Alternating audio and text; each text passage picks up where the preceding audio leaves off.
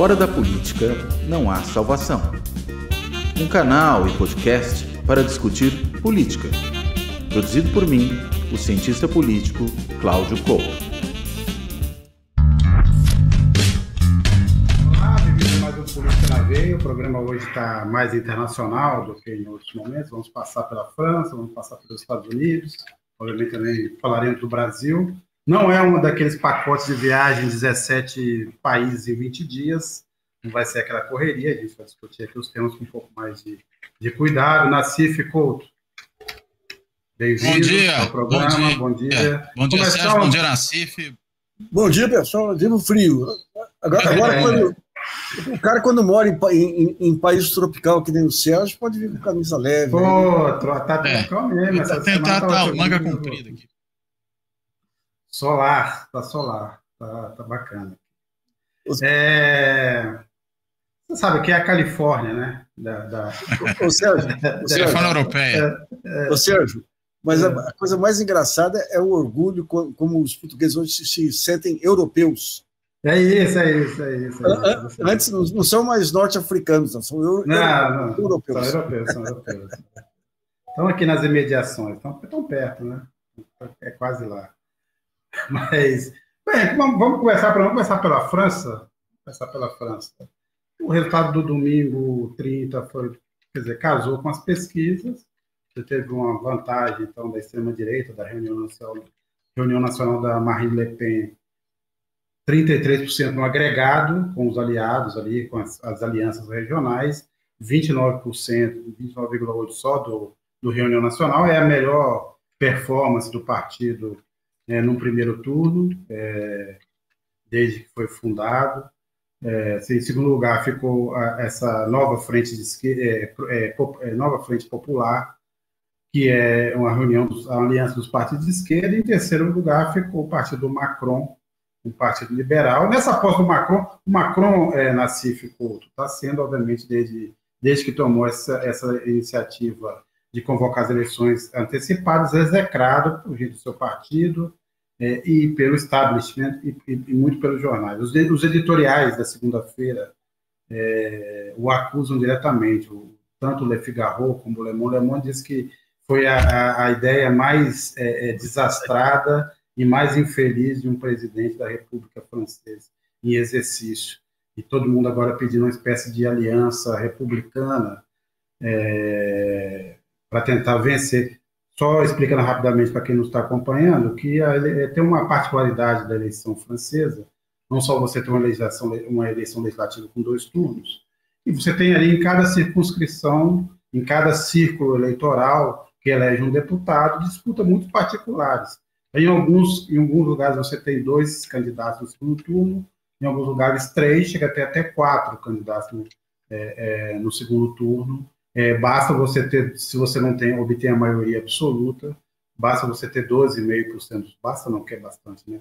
12,5% dos votos em relação ao total de inscritos para votar, para que você vá para o segundo turno. Então, há uma aliança um tanto quanto tácita, mas também quase formal entre o grupo do Macron e essa nova frente de esquerda, a nova frente popular, para que você tenha uma desistência dos candidatos, nos círculos onde você tem 3 candidatos, aquele desses grupos que tiver em pior situação desiste para fortalecer a candidatura, então, do representante do outro grupo no confronto com a extrema-direita. Até agora, os últimos dados que eu vi aqui, você tem mais ou menos, hoje é o prazo, termina o prazo para as inscrições, então, dos candidatos que vão concorrer ao segundo turno, e você tem cerca de 200, um pouco mais de 200 locais onde você teve desistência de candidatos. A maioria de candidatos da frente de esquerda, uma minoria aí de candidatos do grupo do Macron,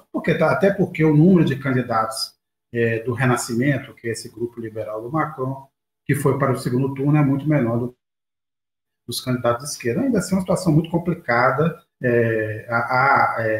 A Le Pen tentando, e o Bardella, que é o Jordan Bardella, que é o seu candidato, se vencer, será o primeiro-ministro da extrema-direita. Os dois têm dito, na verdade, uma tentativa de conseguir essa a maioria absoluta, que só irá aceitar assumir o governo se formar uma maioria absoluta.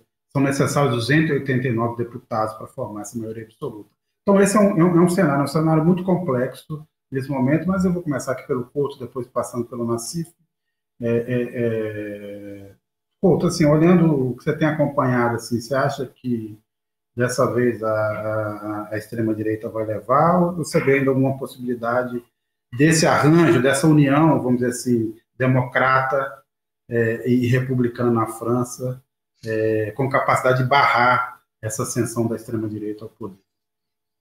Olha, eu acho que a extrema-direita é evidentemente favorita, Sérgio, mas acho que existe sim uma chance dela não ter maioria absoluta. E não tendo maioria absoluta, você tem uma maioria ainda que dividida entre os partidos do campo democrático, né? Entre, no caso aí, os partidos que compõem a Nova Frente Popular, né? Que são aí um amplo espectro de esquerda, né? Desde a França Insubmissa ali até o velho Partido Socialista francês, e aí tendo os comunistas no meio, enfim, tem um monte de partidos ali da velha esquerda e da nova esquerda francesa, e esse grupo mais centrista, ou de centro-direita aí do Macron. Agora, o problema é saber, então, se eles, porventura, vierem a obter uma maioria numérica, juntos, né, porque isoladamente, certamente os dois vão ficar atrás da extrema-direita, se eles vão conseguir ter um mínimo de entendimento para saber o que fazer pelos próximos anos.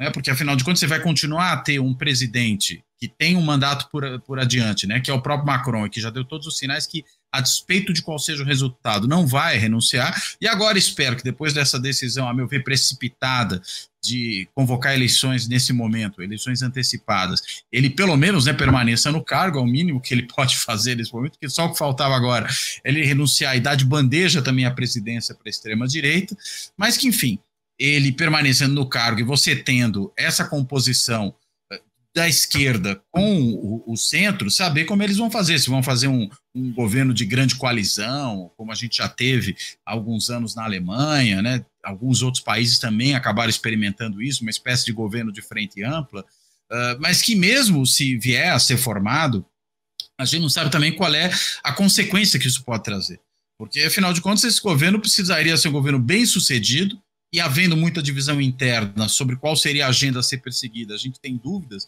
sobre a capacidade de um governo como esse ser bem sucedido, para que ele pudesse evitar que mais adiante, quando a gente tiver as próximas eleições francesas, que a extrema-direita não chegue forte, dizendo, olha aí, ó, quiseram nos impedir, olha no que deu nessa porcaria e agora a única salvação somos nós. Agora, essa é uma possibilidade que me parece viável, né? Ela me parece que está presente e eu não a descartaria de modo algum.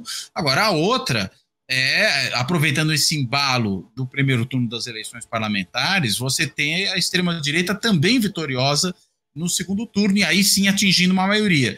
E aí ainda assim a gente deve ter, né, aí sim, nesse caso, um governo de coabitação, né, que é essa situação que o presidente é de um grupo ou de um partido e a oposição controla uma maioria legislativa, e essa oposição conduz tudo aquilo que diz respeito à chamada política interna do país, que inclui imigração, né, que é um dos temas mais caros ao partido da Frente Nacional, ou da antiga Frente Nacional, né, agora a Rassemblement, né, reagrupamento nacional, não, puder dar isso, tentando fazer aí uma tradução, e é caro, na realidade, a extrema-direita europeia do modo geral, né, que é esse tema da imigração, da xenofobia. Aliás, deixa até ir um pouco além. É caro não só a extrema-direita europeia, mas a extrema-direita do norte global. Veja-se aí, por exemplo, o discurso que o Trump faz também nos Estados Unidos. Né? Cada vez mais radical, né? Cada vez mais radical, desculpa. Cada vez mais radical. Né? Enfim, e aí isso cai nas mãos deles. Né? Se eles tiverem essa maioria, eles vão controlar essa coisa. O que ficaria para o presidente? Ficaria o campo diplomático e o campo da defesa. Mas, enfim, isso não acredito que mude muito o cenário do ponto de vista daquilo que realmente importa para esse eleitorado que vai votar na Frente Nacional. Talvez esse eleitorado esteja muito menos preocupado com o que vai acontecer, por exemplo, nas relações da França com respeito à guerra na Ucrânia, ou com respeito àquilo que se sucede, né, no genocídio israelense sobre os palestinos na faixa de Gaza. Isso aí não é muito do interesse desse francês que votou no Rassemblement Nacional nesse momento, ou mesmo no micropartido lá de extrema-direita, como é que chama lá o outro sujeito que foi candidato a presidente da última eleição? O Eric... Zemmour, do Zemmour. Colega de vocês, jornalista, hein? E ficou... ele é uma espécie de Boris Casoy, né? Alexandre Garcia da França. Mas ele ficou desse tamanho, né? Não, ele ficou pequenininho, né? É que, enfim, ele também teve lá uma meia dúzia de votinhos também, mas de qualquer maneira, esse eleitor que vota na extrema-direita está preocupado com isso, e claro, com questões econômicas também, que também ficam ao encargo do primeiro-ministro, no caso de um governo de coabitação. Embora, tem uma coisa aí meio engraçada, que é a seguinte: o presidente precisa aceitar o nome do primeiro-ministro que vier a ser indicado. E aí precisa ver qual seria, eventualmente, o jogo que o Macron poderia fazer com uma maioria de extrema-direita indicando o primeiro-ministro. Se ele, vamos dizer, jogaria de acordo com o regulamento normal, ou diria, não, isso aqui é uma situação diferente da habitual, porque a gente está falando de extremistas. E aí não dá para eu acatar qualquer nome que eles indicam. Eu digo isso por quê? Porque em outros momentos de coabitação, quando você teve, por exemplo, o governo dos republicanos lá atrás, né, e um presidente socialista, caso do Mitterrand e do Chirac, ou depois, ao contrário, né, caso do Chirac e do Lionel Jospin, né, pelos socialistas, você teve ali a aceitação do nome indicado. Agora, quem estava do outro lado, em relação ao presidente, era um agrupamento político normal. Agora a gente está falando da anormalidade, que é a extrema-direita. E aí tudo fica mais complicado. E só para finalizar, é também muito problemático nesse momento que você tenha certos setores do macronismo, né, com aquele radicalismo de centro, né? Falando, não, do outro lado estão extremistas, né, também.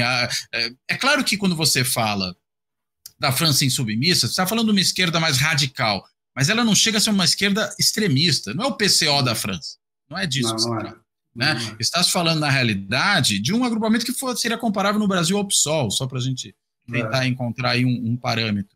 Né? Não é o PSTU ou o PCO. Então, esse papo de que são extremistas do outro lado, na verdade, é de uma arrogância profunda, né, que é uma coisa que está muito presente no macronismo. Né? O macronismo é um movimento político de uma arrogância tremenda, e até mesmo a decisão que o próprio Macron fez de dissolver o parlamento e convocar eleições antecipadas, me parece que isso aí expressa essa arrogância. E agora, claro, o preço está sendo cobrado, e não só do Macron, com a sua arrogância do macronismo, mas da França como um todo. Eu vou voltar da França democrática, né? Claro. Eu queria voltar, então eu ouvi o Nassif antes, eu vou voltar depois de alguns pontos dessa conversa, mas só queria ressaltar que o macronismo é uma espécie de tucanato paulista. É o nem, é a terceira via. Por aí. Agora, os seus piores momentos. Não, mas digamos que nessa crise de lideranças na Europa, o Macron é um exemplo escarrado aí da mediocridade, né? É um sujeito que submeteu a França aos Estados Unidos aí de uma forma humilhante. O De Gaulle deve estar virando do túmulo toda hora, né? Fez a França entrar nesse negócio da guerra da Ucrânia com efeito sobre a economia francesa. E uma coisa que eu não entendi direito aí, porque você tem uma ultradireita francesa que é islamofóbica, mas é antissemita também, né? Então você tem um imbróglio aí. A França sempre ela sofistica mais aí, esses rolos aí políticos de esquerda e de direita, né? Mas o Macron ele vai para o lixo da história aí sem deixar saudades, né? A maneira como ele submeteu os Estados Unidos, por exemplo, no caso da Anabelle. A Anabelle é um gerador nuclear que a França desenvolveu, que era o que tinha de mais avançado lá. E os Estados Unidos criaram um escândalo com o antigo presidente da França e o Macron topou a venda da empresa e do reator para a GE, dos Estados Unidos. Uma coisa fantástica. Depois a GE se meteu os pés pelas mãos, ele enquanto ministro da Fazenda, né, daí o GE meteu os pés pelas mãos, ele trouxe de volta aí como presidente da República. Mas é inexpressivo, como é inexpressivo o primeiro-ministro da Alemanha, como a Inglaterra permitiu aquele bufão também virar... O Rishi Sunak. Mas nós estamos entrando numa fase, né? A diferença que você tem, quando você pega a Segunda Guerra, você tinha Roosevelt, você tinha Churchill, você tinha De Gaulle, você tinha... Se a circunstância faz os estadistas atuais mostram... Mas aí, Nassif, nós estamos aqui... eu tenho percebido que você você está um tanto quanto, vamos dizer assim, holístico, né? Você está, vou dizer, falando dos ciclos, né? Que voltam, tal, tenho acompanhado seus textos. Se a gente for comparar, na verdade, nós estamos naquele período dos líderes pré-Segunda Guerra. Pré-Segunda Guerra. Nós estamos falando aqui, o Macron talvez esteja mais perto do Marechal Pétain do que do De Gaulle. É isso. E vamos pensar no primeiro-ministro inglês, antes, que era até do Partido Trabalhista, agora me escapou o nome dele, né? Que também fez aquele acordo inicial. Chamberlain. O Chamberlain. Eu acho que o Pétain é uma comparação um pouco exagerada, mas o exagerada. Acho que aí. Mas o Chamberlain talvez, porque o Chamberlain é o cara pusilânime, né? Eu acho que é isso que talvez expresse melhor o macronismo. Mas vamos pensar aqui no caso do Macron. Não, estou falando da Inglaterra e tudo mais, e depois desses 16 anos de partido conservador, que inclusive também está prestes a desaparecer. Se quinta-feira se confirmar as pesquisas, o Partido Conservador, que sempre foi a força que enfrentava o Partido Trabalhista, vai se resumir, vai chegar até a ter 20 deputados. Alguém está projetando que seria um desastre o fim completo do partido depois de tudo que fizeram. Mas voltando rapidamente, eu te devolvo a palavra, não, a comparação com o Pétain por conta que se for um governo de coabitação, você vai ter basicamente uma França dividida, né? Vai ter um presidente enfraquecido, isolado, e a extrema-direita está prometendo que vai se meter nos assuntos internacionais. A Marine Le Pen tem falado. É que o Pétain era um colaboracionista, né? Eu acho que o Macron, enfim, não tem não chegará. Ele pode ser até um bunda mole, pode ser um indivíduo ali, vamos dizer, que toma decisões ruins, mas acho que não dá para dizer que ele é um colaboracionista exatamente com o fascismo. Acho que tem uma diferença. Por isso que eu acho que o Chamberlain, né, talvez seja uma comparação mais próxima, né, realmente daquilo que é o Macron nesse sentido. Acho que nenhuma delas é completamente, né, nunca encaixa, a história nunca se repete, claro. Né, e evidentemente a gente está tentando aqui fazer aproximações, mas agora, se porventura a Frente Nacional ganha, aí eu não sei com quem a gente vai ter que comparar, porque aí o Pétain é que vai ser o moderado diante do que vier pela frente.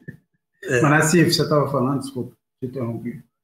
Não, sempre que você tem essas grandes transformações, você tem uma etapa inicial de atordoamento das lideranças, porque você pega lideranças em tempos normais, elas não precisam ser estadistas, elas vão levando de acordo com os ventos, né? Quando surge o temporal, as primeiras lideranças aí, elas desaparecem, elas se escondem na sua mediocridade, né? E daí tem que esperar um tempo aí, um episódio mais drástico. Espero que a gente não tenha que repetir uma Segunda Guerra agora, porque não teria mais nem condições, né, para o aparecimento dessas lideranças, né? Então, não, é enrolado. E o Brasil, cá para nós, ele tá no mesmo... Apesar da gente ter a única liderança mundial hoje, que é o Lula, internamente aqui o impasse é o mesmo, né? Uma Câmara que controla todos os passos do governo, agora um Banco Central que boicota e tudo, e um presidente que anda sobre brasas, assim, para... Ó tempos, ó vida, ó humores, viu? Deus me livre. Sem falar na Argentina. Eu só rapidamente sobre a França aqui, para a gente pular para outro tema, que também é importante, que eu acho que os Estados Unidos, mas eu acho que o Macron fez um cálculo, obviamente, totalmente fora da realidade. Ele achou que ele ia conseguir repetir o fenômeno que o elegeu da primeira vez, que eu vou levar essa eleição, e aí você tem essa fragmentação progressista do campo de esquerda, meu partido vai para o segundo turno, e aí todo mundo vai se unir contra a extrema-direita. Acho que ele não esperava que os partidos de esquerda conseguissem formar de novo uma aliança, e dessa vez uma aliança mais programática do que eleitoral, porque até agora, por exemplo, não tem um nome, na verdade, ser evitado até falar do Mélenchon, como disse o Cláudio Couto, o Mélenchon é tido como radical, para a gente só entender o nível do debate internacional sobre radicalismo e extremismo no mundo. Você tenta achar uma esquerda radical, ela não existe mais. E o Mélenchon é visto como um antissemita só porque diz que Israel está exagerando, está usando força desproporcional em Gaza, e aí, portanto, ele virou um antissemita. Inclusive, nesses dias, até um correspondente do New York Times na França, né, o retratou dessa maneira, o que me parece uma coisa completamente estapafúrdia, né? A gente não está falando de um antissemita, a gente está falando de um crítico do Estado de Israel, que é uma coisa radicalmente diferente, inclusive porque há judeus críticos do Estado de Israel, então são judeus antissemitas, quer dizer, esse negócio não faz o menor sentido, inclusive é uma grande falácia, né, argumentativa. É uma forma de desonestidade intelectual, né? Taxar um crítico do Estado de Israel como antissemita, mas, enfim, é uma desonestidade intelectual que tem se repetido a rodo. E o antissemitismo na França é um antissemitismo mais da direita, da extrema-direita, do que da esquerda. E, na verdade, hoje, o novo judeu na Europa são os muçulmanos. E o novo medo do comunismo é um medo, estranhamente, do Putin, que exatamente também é o que estimula, é um grande estimulador da extrema-direita, para ver o quanto também nós vivemos numa determinada loucura. Quer dizer, o inimigo é também o maior fomentador do crescimento da extrema-direita na Europa nesse momento. São todos seus... hoje negam, mas todos tinham relações. Desde o Orbán, a Le Pen, a Meloni, todos eram russófilos. Agora não são mais, ou dizem não ser. Mas essa é a situação. Mas, Nassif, fazendo essa ponte já para os Estados Unidos, bem, queria, obviamente, ouvir sua opinião sobre o debate, sobre o desempenho do Biden, e se você acha que se a alternativa, se o Biden desistir e tiver um outro nome, se isso não pode ser um tiro pela culatra e piorar a situação do Partido Democrata nesse momento. Olha, quando a gente vê as pesquisas de opinião lá entre os próprios democratas sobre as possibilidades do Biden, é complicado, porque você tem de um lado, aí você tem o antitrumpismo aí, que é uma arma relevante, como é o antibolsonarismo aqui. Então, você tem os principais jornais americanos, parte da opinião pública, que sabe o suicídio político que seria, o risco político que seria o Trump, né? Eu não sei as bases do Partido Democrata, o que eles revelaram. Porque essa questão da gerontocracia na política está em todo lugar, está aqui no Brasil também, né? Você teve episódios relevantes aí no final dos anos 80, 90, no caso do Brasil, a reabertura constituinte, em outros casos aí você teve o advento aí desse ultraliberalismo que lançou Thatcher, que lançou Reagan, que lançou... E agora esse modelo morre e você não tem uma alternativa de modelo, não tendo uma alternativa, você não tem lideranças que expressem esse momento. A social-democracia europeia foi para o vinagre, ela se curvou a essa visão de desmonte do Estado aí e perdeu toda a embocadura. Eu lembro logo que o Lula terminou em 2010, depois daquele período de ouro, que foi 2008 a 2010. Eu sempre divido a vida pública do Lula em dois momentos, 2008 a 2010 e o resto. De 2008 a 2010 foi fantástico, E ele foi para a Europa, na época, lá, para orientar a social-democracia sobre o que estava ocorrendo no Brasil, que eram as conferências nacionais, os esquemas de participação, ele envolvendo a população inteira naquela luta contra a crise e tudo, né? Foi para os Estados Unidos para falar com as centrais sindicais e tudo, né? Mas os ventos não facilitaram, Né? E agora você tem esse interregno aí, você tem, digamos, o fim do modelo de financiarização, mas o poder nas mãos dos bilionários. Os partidos políticos que faziam contraponto, se pega a crise na França, que é a reforma da Previdência, que levou todo mundo para a rua também, né? E todo esse desmonte do Estado, que agora com essa celebração do Plano Real, o Lula impediu o avanço da modernização, esse desmonte do Estado aí que levou à ultradireita, que levou a esse descrédito aí em relação à política, descrédito em relação ao Estado, né? E o pessoal É impressionante, porque sem uma bandeira que junte todo mundo, é cada qual por si aí, querendo pegar sua brecha, seja orçamento secreto, seja subsídio, seja... Então, isso é um momento que você não sabe de onde que virar uma luz aí, não sei se no fim da bomba ou antes da bomba. Né? Pode ser a luz da explosão, né? Aquele momento. A luz da explosão. Mas a luz por ele e depois acaba.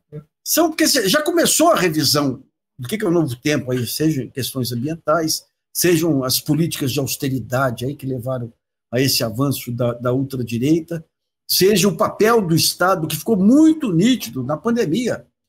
A pandemia ficou nítido lá que o papel do Estado e dos municípios foi fundamental, não é mercado, né?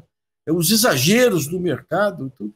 Mas a influência ainda é muito grande, é muito grande. Você pega aqui, esse terrorismo aí do Roberto Campos Neto, né? Então você fica esse vácuo, de onde que virá?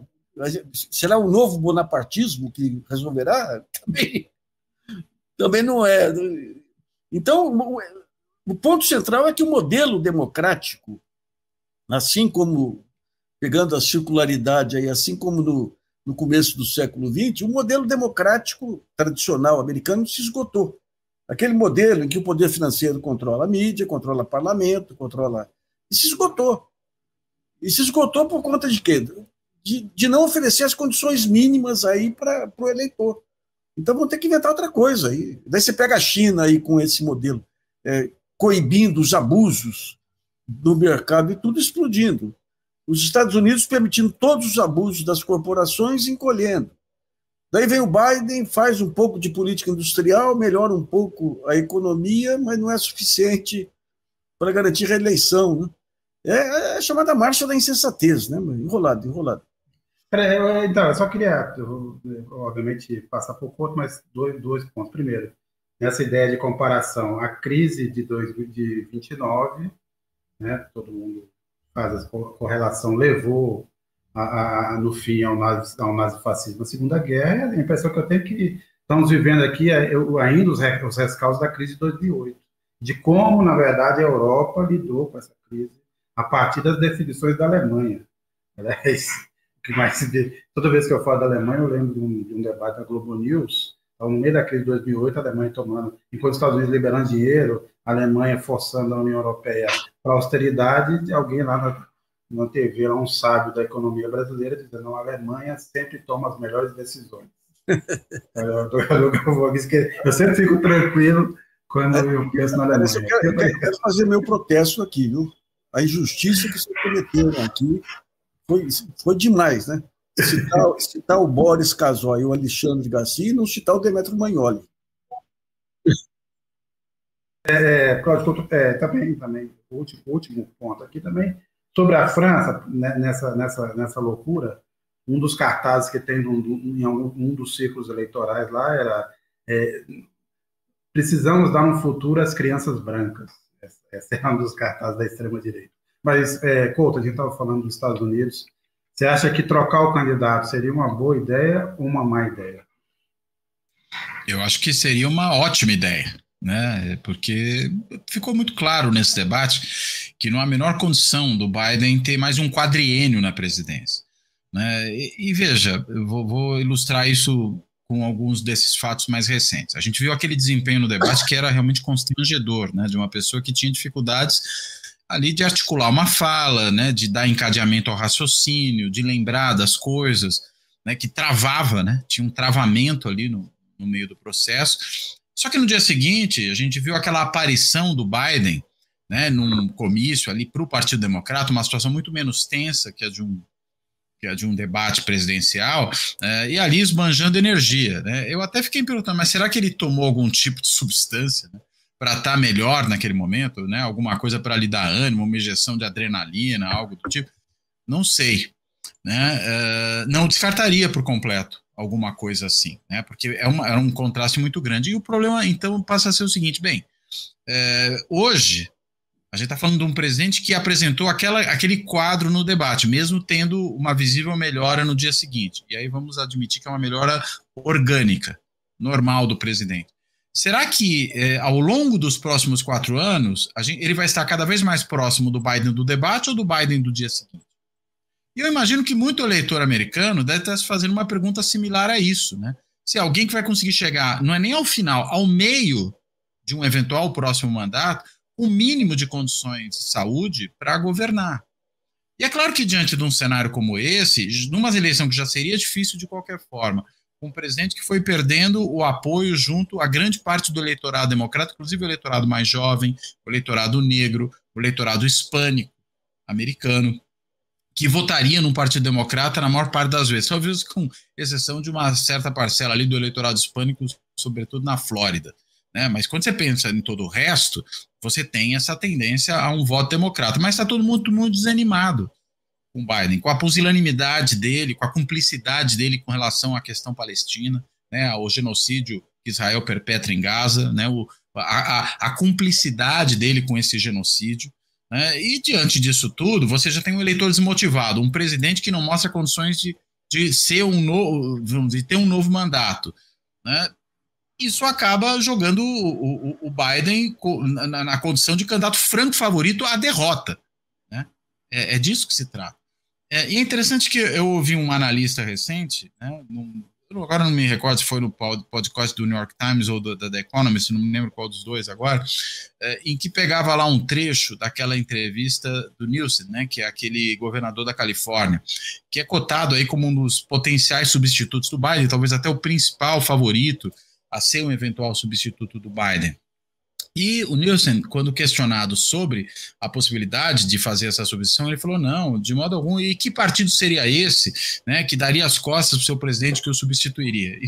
E o analista saiu com a seguinte frase, que acho que ele estava coberto de razão, bem, um partido que quer ganhar a eleição, né? Os partidos servem para quê, então? Ele falou, partido serve justamente para em momentos como esse, chegar para o candidato e falar, não dá, meu cara, pula fora. Você não tem condições de seguir adiante. E agora, é evidente que, sendo um presidente no cargo, depende antes de mais nada dele, né? E aí, claro que você precisaria ter um ato de grandeza do Biden, né? Dizendo, olha, reconheço aqui que há muitas dúvidas com relação à minha questão de saúde, né? Mesmo que ele falasse que ele mesmo não tem, mas que sabe que o eleitorado tem, diante disso, ou mesmo até reconhecer, não, realmente, eu acho que talvez seja difícil. No próximo mandato, vou renunciar à candidatura e para que o partido possa escolher alguém a concorrer no meu lugar. Ele sairia maior dessa história.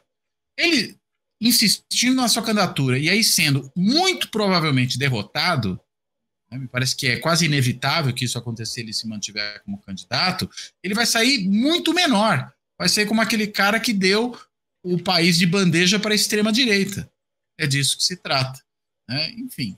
Então me parece que é uma necessidade urgente, não à toa, até o Thomas Friedman lá, que é um dos analistas mais reputados ali, colunista do New York Times e amigo do Biden, escreveu, presidente, cai fora dessa, step by, né? Quer dizer, dá lugar para outro, né? Sai fora, como o pessoal diz por aqui. Mas pelo jeito o Biden está ali, como muitos idosos, teimoso ali na sua decisão de permanecer como candidato a despeito de todas as evidências em contrário. Bem colocado, porque é isso. Se ele desistisse, ele já estaria pela história por ter sido o candidato que derrotou o Trump. Já seria um marco, né? Colocaria num certo panteão americano. Agora, eu continuo com você, Couto, mas depois que ele ouviu o Nassif também, que consequências teria, por exemplo, uma vitória da extrema-direita na França, que aí sim estabeleceria marcaria de vez essa ascensão da extrema-direita na Europa. Seria, vamos dizer assim, um grande troféu e abrir a possibilidade para um voo mais alto. Aí depois a eleição na Alemanha e outras vitórias em países, vamos dizer assim, mais centrais. E uma vitória do Trump para a segunda metade do governo Lula. Dificultaria muito. Que impacto teria no Brasil um cenário desse? Para mim ou para o Nassif? Não, você primeiro. Né? Olha, acho que seria muito negativo para o Brasil, né? Acho que não seria tão negativo quanto foi, ou quanto teria sido, melhor dizendo, deixa eu colocar direito, né? Se tivesse isso ocorrido em 2022, né? Você imagine o que teria sido a tentativa de golpe do Bolsonaro com Trump na presidência americana. A gente sabe que houve uma atuação muito efetiva ali do governo americano, e particularmente do Departamento de Defesa, para dissuadir os militares brasileiros de qualquer aventura, inclusive de forma explícita. Né? O secretário de Defesa veio ao Brasil, um general, e numa reunião com militares brasileiros disse textualmente o seguinte: a militares, numa democracia, cabe obedecer ao poder civil. Para que um secretário da Defesa americano precisa vir ao Brasil e dizer isso naquele contexto? Porque está dando recado. E a gente sabe que, além disso, né, isso já foi noticiado, você teve uma série de recados dados aos militares brasileiros nos próprios bastidores, dizendo o seguinte: olha, se vocês entrarem nessa aventura, vocês vão sofrer consequências sérias, inclusive em termos de perda da possibilidade de cooperação, de vir aos Estados Unidos participar dos cursos nas escolas militares americanas, haverá retaliação. E isso foi fundamental. Eu não creio que isso ocorreria num governo Trump. Não creio. Então, é claro que teria sido muito grave em 2022 e 2002 para 2023, já que a gente teve o 8 de janeiro aqui. Agora, nesse momento, evidentemente, é pior para a democracia brasileira você ter um extremista nos Estados Unidos, porque se os bolsonaristas continuam aí à espreita, querendo anistia geral, querendo voltar a solapar as bases da democracia brasileira, eles tiverem um aliado na Casa Branca, é claro que eles vão tentar alguma coisa novamente. E aí, claro que o cenário não se torna tão simpático a nós como foi no período recente. Nassif. Essa história de que foram as instituições brasileiras que impediram o golpe aí não resiste, né? Não resiste. A questão americana é a seguinte: eles atuam em favor de desestabilização de países quando há interesse específico deles. Havia interesse específico aqui. Nós tivemos desde 2013, desde os bilionários do Partido Democrata até os algoritmos do Partido Republicano, da indústria de mineração americana, da indústria do jogo, que está saindo vitoriosa agora. Finalmente o Brasil vai atingir o céu aí com a liberação de cassinos e tudo aí. Então ele tem essa atuação. Hoje está mais que comprovada a interferência do Departamento de Justiça, do Departamento de Estado na Lava Jato, mas a questão do golpe militar já foi, desde os anos 80, foi abolida das estratégias do Pentágono. Né? O Muniz Bandeira tem bons... Antes de morrer, ele fez bons livros sobre isso, mostrando como que o apoio a ditaduras militares aí desgastou amplamente o governo americano perante a própria sociedade americana. Eu lembro de um episódio, isso aí me contado pelo Delfim Neto, que ou pelo doutor Walter Moreira Salles, não lembro, que o Médici pediu para o Walter Moreira Salles, que era amigo das redes americanas, lá, do dono das redes de TV americana lá, para uma matéria sobre o Brasil grande, que explodia lá. E se expunha, inclusive, a fornecer equipamentos aqui, tudo, hospedagem, achando que rede americana que nem empresa brasileira. E daí o Walter Moreira Salles veio com a informação, falou: olha, eu não lembro se era uma daquelas redes, se era a ABC, o presidente reuniu-se com a redação e a redação negou-se a vir para cá, porque aqui havia ditadura e havia abusos contra direitos individuais. Né? Então, desde aquele período que eles passaram a investir especificamente em instrumentos democráticos, entre os quais entra o Poder Judiciário, onde eles tiveram ampla influência aí nos anos aí da Lava Jato. Né? Então, essa foi a razão. E, aliás, tem um episódio com o Trump fantástico, aí quando ele faz o comandante do Exército, inadvertidamente, ele fotografa o comandante do Exército com ele na frente de uma igreja, e no dia seguinte o comandante do Exército dá uma mensagem oficial dizendo que aquilo lá foi... que o Exército não participa do jogo político. Então, digamos, você tem um papel do Exército lá que eles são a favor de golpes, mas não contra a democracia. Eles gostam de golpes dentro da democracia. Agora, Nassif, aproveitando esse ponto, a gente tem visto aí nos últimos dias uma valorização do dólar, várias moedas estão sendo desvalorizadas, mas o real é a moeda mais desvalorizada nesse período. E parece ter mais do que exatamente só um movimento também e de medo das eleições americanas, do crime internacional. O que tem mais? O que explica um pouco esse ataque ao real?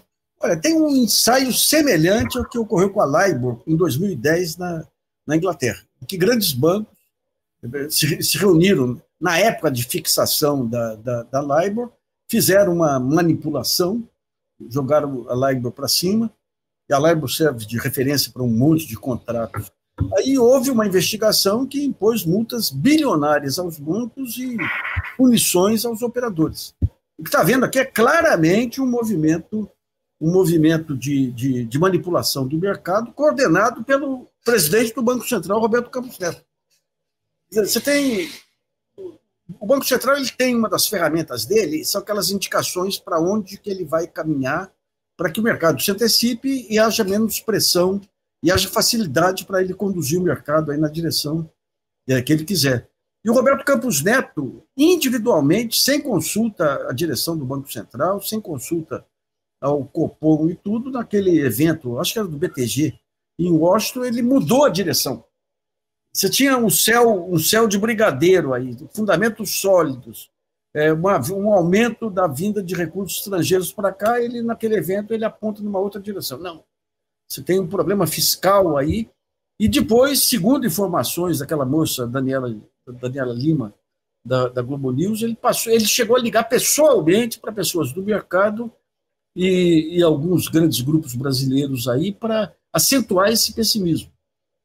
E daí você tem um ponto relevante, que 90% da dívida pública brasileira está nas mãos da Faria Lima. Não tem mais investidor estrangeiro desde que o Paulo Guedes aprontou lá atrás. Então você tem um trabalho claro de cartelização.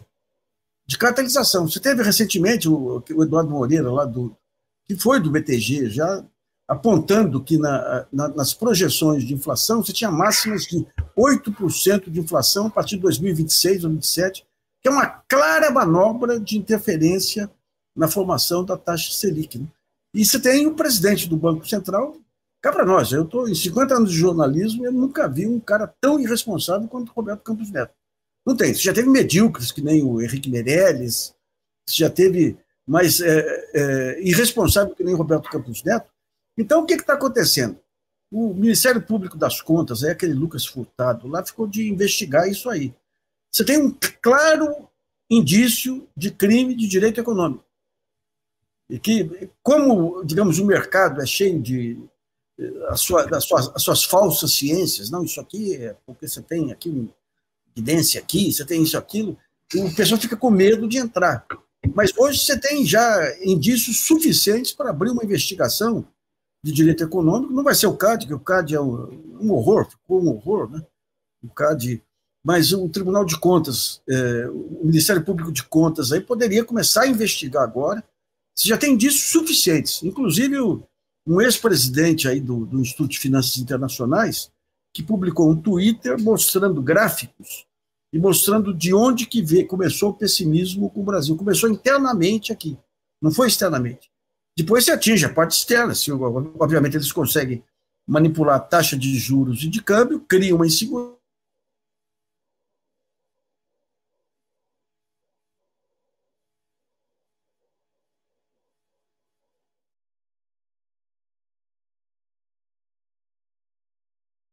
O intuito é forçar uma situação que também me parece cada vez menos provável, né? Quer dizer, que é um corte de gastos, é a busca por essa meta que já é impossível, né? Olha, como é que você pode falar em desequilíbrio fiscal se você está discutindo se vai ter... O grande desequilíbrio fiscal que você tem aqui é a taxa de juros da Selic. Eu fiz um cálculo aí, esse meio ponto da receita de corte de despesa que eles falam equivale a 0,2 pontos da Selic. Ou seja, o grande peso que você tem aqui é a taxa de juros. É a taxa de juros. Coisa maluca aí, você discutindo contas públicas. E a maior é interessante, quando eu fiz parte lá do Conselho de Economia da Fiesp, o Raul Veloso foi fazer uma palestra lá, e daí mostrava todas as contas públicas lá. Eu falei, Veloso, qualquer empresa em dificuldade, quando vai lá alguém para fazer um consultor lá, a primeira coisa que ele faz é pegar a maior conta da empresa. A maior conta da empresa Brasil é juros. Por que você não coloca na sua análise? A minha especialidade não é essa. Então digamos, você entra aí num ponto que, assim como o Bolsonaro ajudou a trazer à tona o que é a ultradireita, desmoralizou a ultradireita, eu tenho a impressão que são os abusos do Campos Neto que vão permitir você finalmente colocar uma lupa aí sobre o que é esse cartel que atua aí no campo porque não é meramente uma briga entre comprados e vendidos. Não, isso é coisa de branco lá, o vendido e o comprado. Não. Quando eles seguram a taxa de juros da Selic, eles impactam todos os tomadores de crédito, todos, da pequena empresa, grande empresa, pessoa física e tudo, em benefício dos detentores de capital. Isso é crime de direito econômico. A gente está...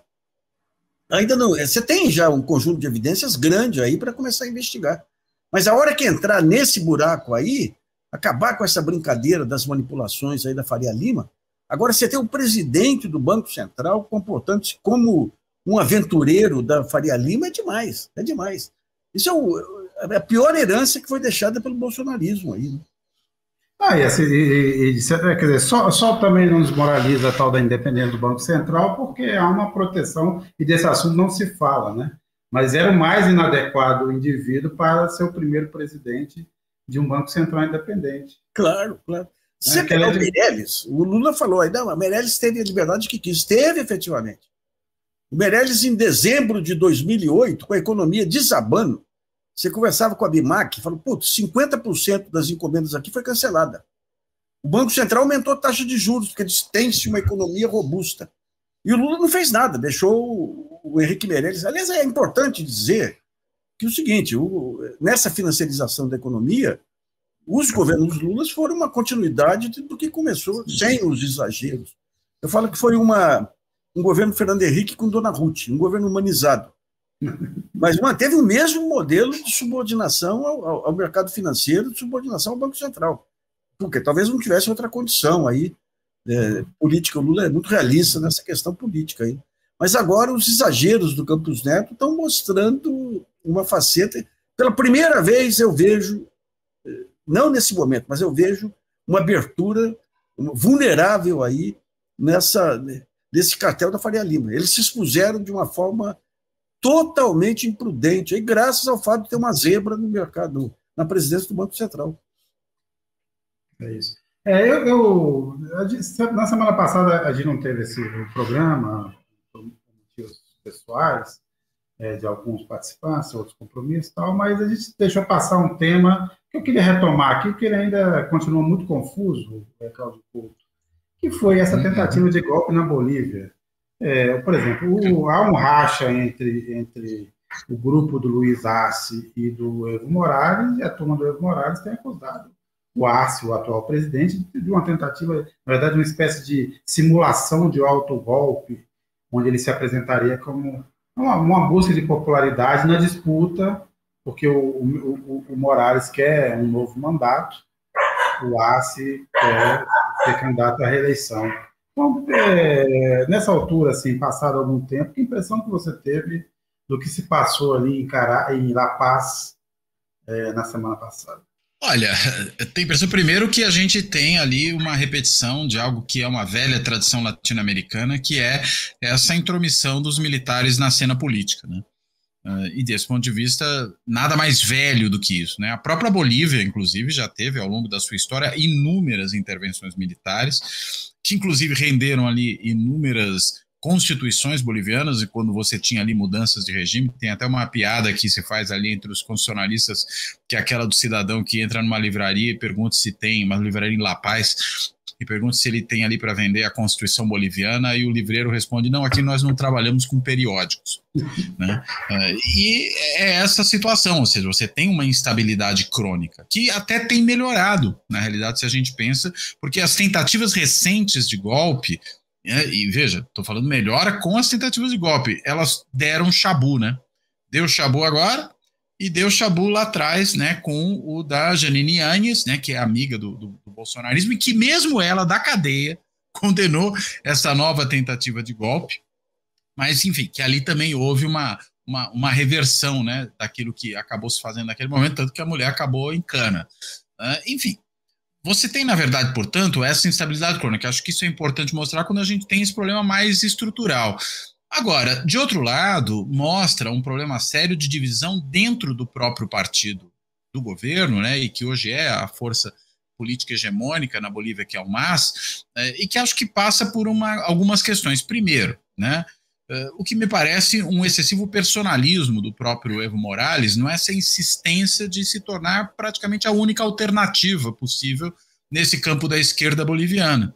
Né? Você veja que a tentativa anterior de golpe já resultou disso, né, de uma insistência dele num terceiro mandato, que era alguma coisa vedada pela Constituição boliviana. Ele conseguiu, numa decisão altamente questionável da Suprema Corte, da Corte Constitucional Boliviana, reconhecer que o seu direito à reeleição era um direito humano, o que é uma coisa completamente estapafúrdia, né? Desde quando direitos à reeleição ilimitados são um direito humano de quem quer que seja, né? Você tem regras aí de contenção em qualquer regime democrático que pode servir justamente para evitar acúmulo de poder, excesso de personalismo, esse tipo de coisa, né? E, enfim, acabou o quê? Criando um ambiente propício para que houvesse o golpe naquele momento. E essa nova insistência do Morales, o conflito personalista dele com o atual presidente, que foi o seu ministro da Economia, que inclusive foi o piloto de um excelente desempenho econômico da Bolívia durante os anos Morales, diga-se de passagem, né? Passa de novo por essa insistência, resultou numa nova tentativa.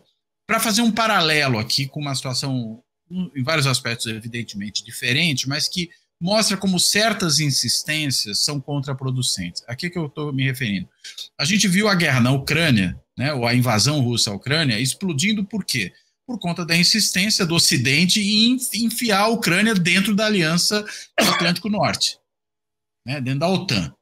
E acabou produzindo uma reação russa como era esperado que houvesse, né? Ou seja, tem uma certa autocontenção dos atores políticos, é um elemento fundamental para a estabilidade, seja democrática, seja em certos contextos de relações internacionais. E me parece que o que falta ali na Bolívia, em grande medida, é essa autocontenção por parte do Evo Morales, dessa liderança fundamental, crucial para a história boliviana, e daqueles que o apoiam. Né? A gente falava agora há pouco, né, da importância do Biden reconhecer que é hora de, né, tirar o time de campo. Mesma coisa vale por razões muito diferentes, evidentemente, mas para evitar esse tensionamento interno ao país, na insistência do Morales com o seu próprio nome. O partido, inclusive, precisa ter a possibilidade de renovação, né, de ter ali uma sucessão de lideranças, de ter alternativas ao próprio Morales, porque senão o próprio partido não se institucionaliza. Né? Ele, com o definhamento eventual daquela liderança, o partido também desaparece. Então, eu acho que essa combinação de fatores, um mais histórico, estrutural, com essa postura, uma decisão de uma liderança crucial como é o Evo Morales, é que conduziram a Bolívia a essa nova crise. Agora, Nassif, eu levanto o ponto, depois eu queria ouvir um pouco, mas começa pelo Nassif. Pensando nos Estados Unidos e na Bolívia, pensando nos Estados Unidos, a questão da idade, você acha que isso pode ser um peso para o Lula na busca pela reeleição pelo quarto mandato? Obviamente, as circunstâncias tanto brasileiras, tanto em relação aos Estados Unidos quanto à Bolívia, são totalmente diferentes. Mas você acha que pode ser um ponto, apesar, caso o Lula venha a ser a única alternativa viável em 2026? Você fala o quê? O episódio da Bolívia? Não, a idade, o peso da idade. O Lula também se aproximando dos 80 anos. Veja bem, você tem octogenários aí que mantém o dinamismo aí até mais tempo. Cada caso é um caso. Aliás, teve... Veja o Paul McCartney, né, que veio fazer show ano passado e agora tem de novo. Pois é. O Lula, logo que ele entrou, ele se mostrava aí fazendo ginástica, fazendo musculação, aquele negócio todo aí, né? Eu acho que a questão do Lula, a falta de vontade do Lula, ele começou a despertar agora aí, estava mais ligado digamos, a uma ressaca, né, de tudo que ele passou lá atrás. Ele sai, a humilhação que ele foi submetido, o sofrimento ali parecia que algum botãozinho tinha sido desligado lá, né? Mas ele, à medida que percebeu que, nas últimas semanas, aí percebeu que isso aí podia esvaziar o governo dele e tudo, ele tá voltando a mostrar energia, viajando. Porque ele precisa ter uma estratégia de desenvolvimento que ele não tem ainda. Se ele entendesse que a criação de um grupo de trabalho executivo aí para essa política de neoindustrialização, a política de transição energética, ia levar para ele um conjunto de formações organizadas, ele ganharia muito aí, né? Mas ele tem uma aposta, é gozado, né? O Lula, eu sempre achava que o Lula tinha um baita discernimento para pessoas, mas essa ligação dele com o Rui Costa aí na Bahia ele reiterou que o Rui Costa ajuda ele a evitar as armadilhas, as pessoas que querem enganar. Eu acho que ele está dando um cheque em branco para uma pessoa que é muito limitada, uma pessoa com uma visão ACMista, aí do Brasil, sabe? Então, mas ele está mostrando uma disposição agora aí com os discursos dele, que é essa própria investida contra o Banco Central, rebatendo essas acusações de que ele que está puxando o dólar, esse negócio todo, ele está mostrando uma combatividade que até agora não tinha aparecido, né? O que falta para ele pelo que eu passei aí uns 10 dias em Brasília conversando, é a Casa Civil. E ele, em outros momentos, a Casa Civil, ele tinha duas figuras importantes que traziam todas as informações para ele, os dois lados, que era o Zé Dirceu e a Dilma. A Dilma foi uma ministra-chefe da Casa Civil muito, muito, muito eficiente. Então, cada caso que havia, pegava todos os fatores aí, expunham para o Lula, e pessoas que acompanharam de perto falaram, pô, o Lula sempre teve um baita discernimento para entender qual que era o caminho correto. Quando vai com o Rui Costa, ele não tem. O Rui Costa é um político local. E essa aproximação dele com o ministro das Minas e Energia me deixa de cabelo em pé, viu? Como é que chama aí o ministro das Minas e Energia? Alexandre Silveira. Alexandre Silveira. Capaz, é um Arthur Lira no centro do governo.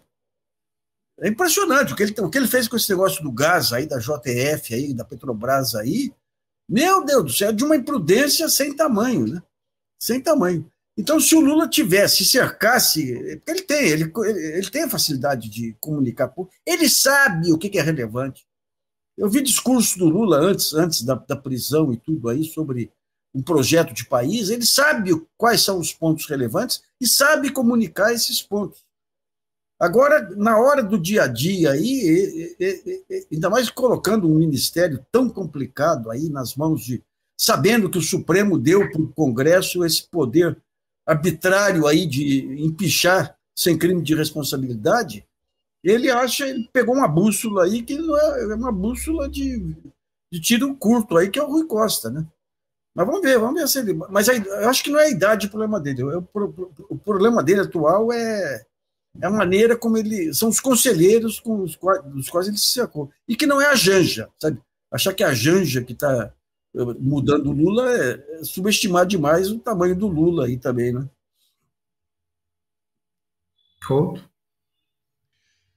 Não, eu concordo com o Nassif e queria até me prender a esse último ponto aí, que é essa questão, né, de culpar a Janja. Primeiro que eu acho que realmente o Rui Costa é uma péssima companhia, né? Basta a gente pensar, veja, mas foi reeleito, né, no primeiro turno na Bahia, conseguiu eleger assessor, tudo isso é verdade. A gente precisa lembrar também do fato de que a Bahia hoje é, dentro dos estados importantes do país, o com a maior letalidade policial, e isso é uma herança do Rui Costa. Ou seja, colégios militares também. E colégios militares também. Colégios cívico-militares também, nesse sentido, vamos dizer, sendo um precursor do Tarcísio de Freitas de São Paulo. Sim. Vamos lá. Né? Então, não é exatamente um luminar da esquerda, certo? A gente não está falando de uma figura ali com grandes perspectivas iluministas, progressistas. Parece uma coisa muito diferente disso e que tem criado problemas dentro do governo, né? Sabotando outros membros do governo, né? A gente viu a própria relação dele o tempo inteiro com o ministro da Fazenda, com o Fernando Haddad, que é uma relação de sabotagem, né? Uma relação também que não é exatamente de apoio ao Alexandre Padilha na articulação política, né? Isso, claro, muito mais importante desse ponto de vista, porque a gente está falando de gente com cargo, e cargo central no governo. Afinal de contas, o ministro-chefe da Casa Civil é o chefe do staff presidencial. Né? É disso que se trata. né? É quem coordena o governo. Agora, não vou concordar com o Nassif quando ele fala que o Lula parece que tinha um bom dedo aí para escolher auxiliares. É bom lembrar que ele escolheu a Dilma para lhe suceder, né? E deu no que deu, né? Uma pessoa completamente não vocacional. Tudo, não. O Toffoli escolheu para o Supremo. Não. Desculpa, no caso do Supremo sem distinção. 13 escolhas. Não vou falar das últimas, mas foram 13 escolhas que couberam ao PT. E nenhuma delas prestou. Eu não salvo nenhuma. Eu acho que a Rosa Weber foi uma boa escolha. Eu acho que a Rosa Weber. O Lewandowski foi a grande escolha. O Lewandowski também. Eu acho que o Lewandowski e a Rosa Weber foram duas boas escolhas. Oi? Foi a intuição da dona Marisa Lula, que não sei porque... Sim, não, acho que o Lewandowski e a Rosa Weber são dois ministros que honraram a toga. Eu acho que são dois ministros que fizeram um bom trabalho. Agora, quando a gente pensa no lembrar do voto da Rosa Weber, não esqueçamos do voto. Aquele negócio da colegialidade, aquele negócio da colegialidade. Mas eu não acho um voto que... Eu acho que um voto que dentro da trajetória que ela traçou no Supremo de Defesa, ardorosa da colegialidade, que inclusive ela levou adiante durante sua presidência na corte, é um voto compreensível. Eu não acho que é um voto equivocado com relação a essa trajetória. Mas, enfim. Bom, de qualquer maneira, comparando com Toffoli, comparando com agora Zanin, né, o sujeito que vota, né, como votou na questão da maconha, estamos mal, né? Estamos mal. E a própria escolha da Dilma, uma pessoa sem qualquer vocação para exercer a presidência da República. Alguém podia até ser alguém a se desempenhar bem em certos cargos ali no segundo escalão do governo, mas jamais para ocupar a presidência da República. Alguém sem vocação para fazer negociações com o Congresso, fazer política externa, ter um diálogo com a sociedade, não tinha nenhum tipo de perfil para isso, né? Deu no que deu, né? Deu no que deu sob todos os aspectos. Então, acho que o Lula tem um dedo podre aí. Eu retiro. Né? Agora, por outro lado, né, acho que muitas dessas críticas que se fazem à Janja são do machismo absurdo. Né, são críticas, na realidade, que tentam imputar ela tudo de errado que acontece no governo. A gente pode até discordar de certas posições que a Janja toma. Agora, imputar os erros do Lula à má influência da Janja, me desculpa, é um pouco demais. Parece um pouco aquela... É uma versão, vamos dizer assim, modernizada daquela frase horrorosa e machista, que dizer que por trás de um grande homem sempre há uma grande mulher. Né? É mais ou menos dizer, por trás dos erros de um grande homem sempre há grandes erros de uma mulher. É quase como dizer isso, né? Então, menos, né?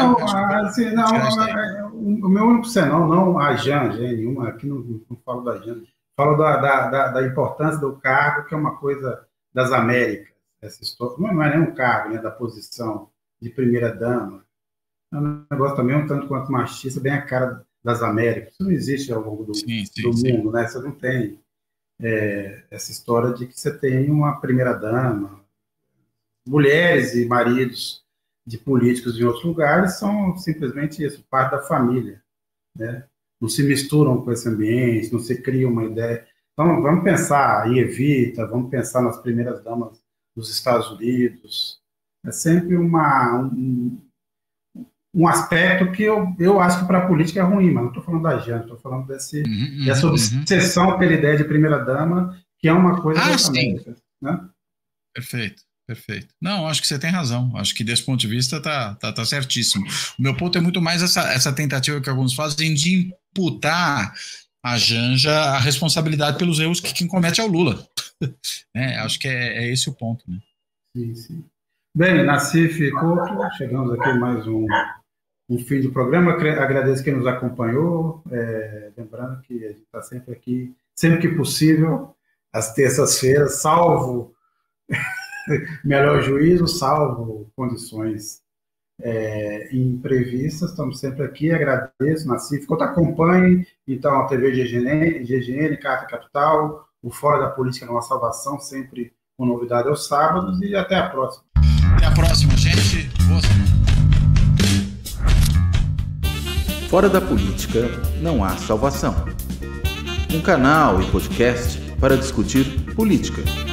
Produzido por mim, o cientista político Cláudio Couto.